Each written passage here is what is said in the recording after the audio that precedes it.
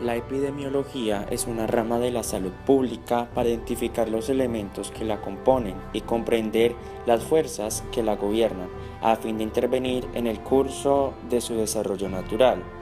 Hablamos entonces de que dentro de la epidemiología se encuentra el análisis y estudio de por qué, cuándo se enferman y por qué se muere la población. Se recolectan datos. Después se tiene un tiempo, que es el cuándo, un lugar, que es el dónde, y las personas, que son los quiénes. El tiempo, hay una estacionalidad que puede ser variable. Encontramos la incidencia, que es el número de casos, y la prevalencia, que es la que tiene en cuenta todo el mundo en un tiempo determinado. El lugar es la localización geográfica de los problemas de salud para conocer su extensión y velocidad de diseminación. Persona son los factores de crecimiento, alimentación, sedentarismo y etc. Estamos hablando de aquellas cosas que llevan las personas a cabo en su diario y que pueden ser forma de estudio para conocer por qué se puede dar una enfermedad. Las enfermedades en la población no ocurren por azar. Y esto es lo que da la epidemiología, esa causalidad de por qué ocurren, las cuales van a tener unos factores determinantes que se dan por la exposición y susceptibilidad de la población. Encontramos entonces una tríada epidemiológica, la cual es dada por el medio ambiente, un agente causante y un huésped. La epidemiología va a tener entonces en cuenta un índice de mortalidad, que es el número de muertos en un tiempo determinado, y una morbilidad, que es el número de casos de la enfermedad. Y entonces encontramos distintos grupos. El grupo 1, que son las enfermedades agudas, transmisibles, mortales. El grupo 2, enfermedades crónicas no contagiosas. El grupo 3, que son causas externas, heridas intencionales o no intencionales. Los objetivos de la epidemiología son: primero, definir los problemas e inconvenientes de salud importantes de una comunidad. Segundo, describir la historia natural de una enfermedad. Tercero, descubrir los factores que aumentan el riesgo de contraer una enfermedad, su etiología. Cuarto, predecir las tendencias de una enfermedad. Quinto, determinar si la enfermedad o problema de salud es prevenible o controlable. Sexto, determinar la estrategia de intervención, prevención o control más adecuado. Séptimo, probar la eficacia de las estrategias de intervención. Octavo, cuantificar el beneficio conseguido al aplicar las estrategias de intervención sobre la población. Noveno, evaluar los problemas de intervención. El conflicto armado y político de Colombia comienza durante la Guerra de los 1000 días, donde se inició un largo periodo de violencia en Colombia por los dos partidos tradicionales.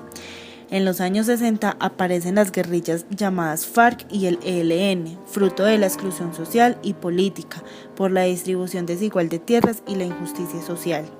Estas dos guerrillas juntas controlan hoy en día la mitad de la superficie colombiana y se enfrentan al ejército regularmente. En el 99 nacen los paramilitares, a los que se les atribuye una gran proximidad a la latifundista. Son los más responsables de las violaciones de los derechos humanos. Muchas personas fueron mutiladas, asesinadas, violadas, masacres, torturas, empalamiento y muchas más por las fuerzas del paramilitarismo. Las guerrillas con su norte comunista cautivaron su inicio parte de la población civil y después de los 80 ingresaron con el narcotráfico. A partir de ahí perdieron su norte, sus ideales y hoy en día aterrorizan a la población civil. El Estado, que debe controlar estas acciones, no ha podido resolver nada. Por último, llegar a acuerdos bilaterales para la transformación de los grupos armados y la inclusión de ellos al sistema político y económico del país. Un elemento importante es que la sociedad civil colombiana es la principal víctima de los conflictos armados. El terror de estos años de enfrentamiento, los campesinos liberales y los conservadores. Además, la fuerza pública al servicio del gobierno. Policías, organismos de seguridad del Estado, llegaron a extremos insospechados y terroristas.